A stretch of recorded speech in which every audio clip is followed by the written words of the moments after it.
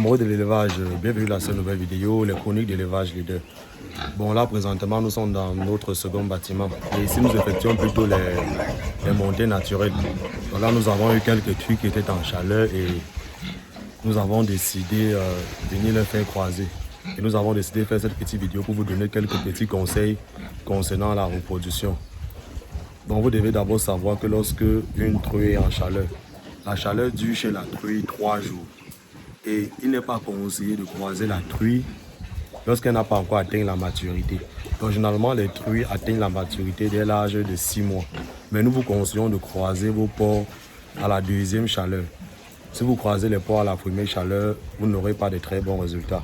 Et la truie sera encore très jeune. Et lorsqu'une truie est très jeune, vous perdez au niveau du poids carcasse. Parce qu'on ne produit pas un porc uniquement pour avoir les petits. Il y a aussi la chair que l'on doit vendre après. Vous voyez que si vous croisez votre porc très jeune, ça doit freiner sa croissance. Et même au niveau des portées, elle aura des portées très faibles. Et s'il advient même qu'elle a quelques porcelets, les porcelets aussi seront aussi très chétifs. Donc vous voyez que ça sert à rien d'avoir par exemple une portée de 15 porcelets. Et vous êtes incapable de servir 7. Ça, ce n'est pas l'élevage que vous faites. Et vous devez aussi savoir que le mâle à lui-même, il doit être dans sa loge seul. Il ne doit pas être dispersé ou dans une loge d'engraissement avec les autres porcs. Lorsque vous avez un mâle pour la reproduction, il doit être dans sa loge seul. Il doit rester concentré sur ses objectifs. Donc c'est la femelle qui doit aller dans la loge du mâle. Et si vous voulez effectuer le croisement, vous devez savoir qu'il y a aussi les heures du croisement. Donc, généralement, nous vous conseillons d'effectuer le croisement très tôt le matin, parce que c'est le matin qu'on observe bien les chaleurs, très tôt le matin ou en soirée. Et lorsque vous voulez croiser vos animaux, c'est très important ce que je vais vous dire là maintenant. Il faut toujours effectuer un double croisement. Si possible même, vous croisez votre truie même 3 fois. Donc l'expérience a montré, les scientifiques ont déjà prouvé que lorsque vous effectuez 2 croisements chez une truie, ça augmente la portée. Vous pouvez faire cette expérience même chez vous. Vous avez un mâle, vous avez plusieurs truies, vous faites croiser une seule fois. Et la deuxième truie, vous faites croiser 2 fois.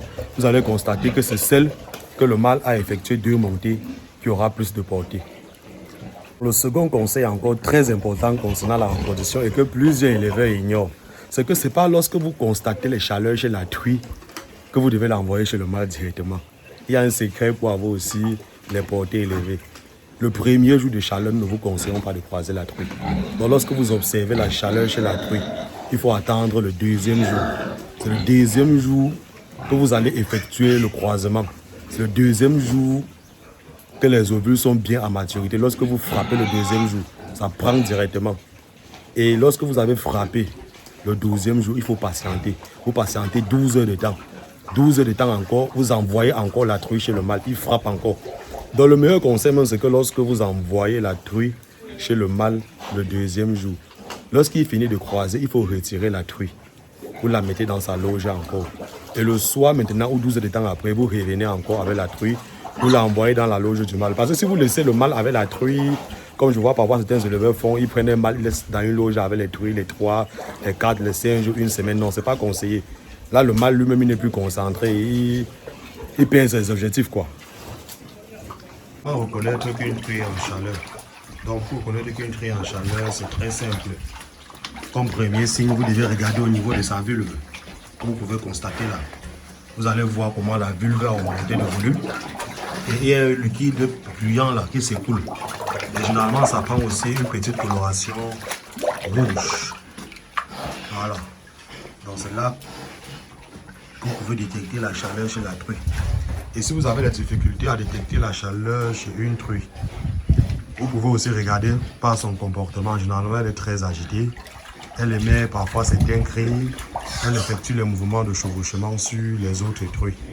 Donc, si elles sont en groupe, parce que celles-ci nous avons déjà mis chez le mâle, vous allez voir que celle qui est en chaleur, elle doit tellement s'agiter.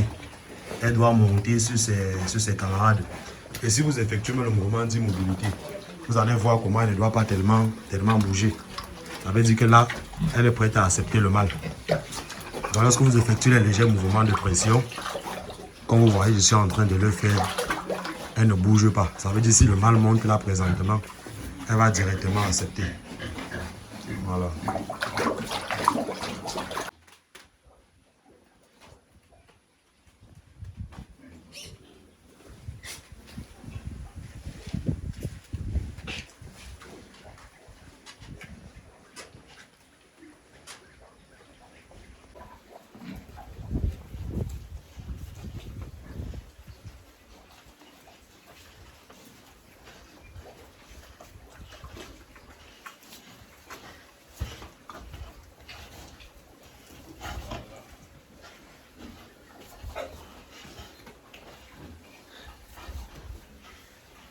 Regarde, tape sa chose, ne blague pas.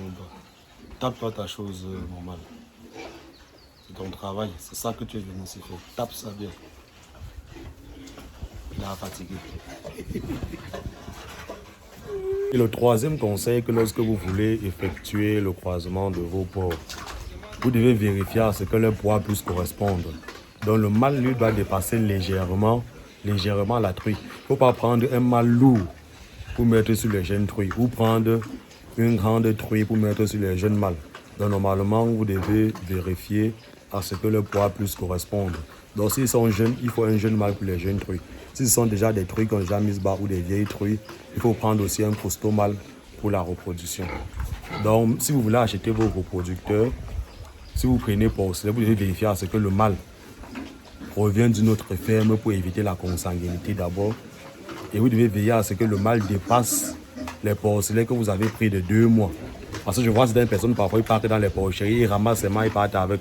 Après, ils oublient que les porcs qui ont même âge ne peuvent pas se reproduire, ou que les porcs qui proviennent d'une bonne porcherie ne peuvent pas se reproduire, parce que là, il y a le risque de consanguinité. Et c'est là où après, ils vont se plaindre qu'ils ont les mortalités hautes. Pour réussir la reproduction chez les porcs, il faut connaître la loi du 2-2-2. On croise le porc à la 2e chaleur. On croise le porc le 2e jour. Et on doit effectuer 2 croisements. Testez ça et revenez nous remercier. Si vous êtes nouveau sur cette page, n'hésitez surtout pas de vous abonner et de cliquer sur le bouton de notification qui affiche là. Parce que sur cette page, nous partageons du contenu très intéressant pour aider les éleveurs à mieux rentabiliser votre élevage. Pour ceux aussi qui ont besoin de formations pratiques ou en ligne, n'hésitez surtout pas de nous contacter. Rendez-vous dans nos prochaines vidéos. Ciao, ciao, ciao. Élevage leader, plus qu'une passion. Bienvenue dans la structure Élevage leader. Ici, nous faisons dans la production des poulets de chair, la production des pondeuses et la production des poulets brahma, ainsi que la production des porcs. Et nous commercialisons les porcelets de race, les truies gestantes, les truies prêtes à croiser et les bons mâles pour la reproduction. Donc pour ceux qui ont besoin des bons mâles et qui veulent démarrer leur activité ou des bons reproducteurs, n'hésitez surtout pas de nous contacter. Et nous faisons aussi dans des formations en ligne et des formations pratiques sur le terrain. Pour ce qui est des formations en ligne, c'est à travers des vidéos que nous montons sur le terrain, c'est à travers des documents PDF que nous avons montés et c'est à travers des voices pour mieux expliquer le cours. Donc généralement, nous travaillons pendant 1 semaine et après, nous vous accompagnons dans votre projet. Pour ce qui est de la formation pratique, c'est sur le terrain, ici même à la ferme. La formation pratique à elle-même, c'est 45 jours. Donc l'apprenant sur le site, il a la possibilité de suivre pratiquement 3 bandes de poulets de chair et de vivre les réalités de l'élevage. Ça veut dire, après le cours théorique, on passe à la pratique, ainsi pendant 45 jours. Et là, maintenant, nous vous accompagnons dans votre projet après la formation. L'accompagnement à elle-même consiste à vous suivre durant tout votre projet. Donc, nous vous suivons lors de la construction de vos bâtiments. Après la construction de vos bâtiments, nous vous aidons au niveau de l'approvisionnement en matériel, ainsi que les poussins ou les porcelets. Une fois déjà que les poussins ou les porcelets sont livrés, nous vous livrons aussi l'aliment parce que nous vendons l'aliment déjà complet. Et une fois déjà que l'aliment a été livré, nous vous aidons maintenant au niveau du suivi de la bande. Et après le suivi de la bande, nous vous aidons maintenant au niveau de la commercialisation. Donc ça, c'est même le principal avantage que vous avez en travaillant avec nous. Parce qu'en travaillant avec nous, étant donné que nous sommes dans le domaine, il y a de cela plusieurs années, nous avons déjà un portefeuille client bien gagné. Donc nous vous aidons à écouler vos produits rapidement. Donc pour ceux qui ont besoin de nos services, n'hésitez surtout pas de nous contacter, nous sommes à votre disposition. Ensemble, nous allons construire ce beau monde. Élevage leader, plus qu'une passion, une nouvelle vision du voyage pour l'Afrique. Ciao.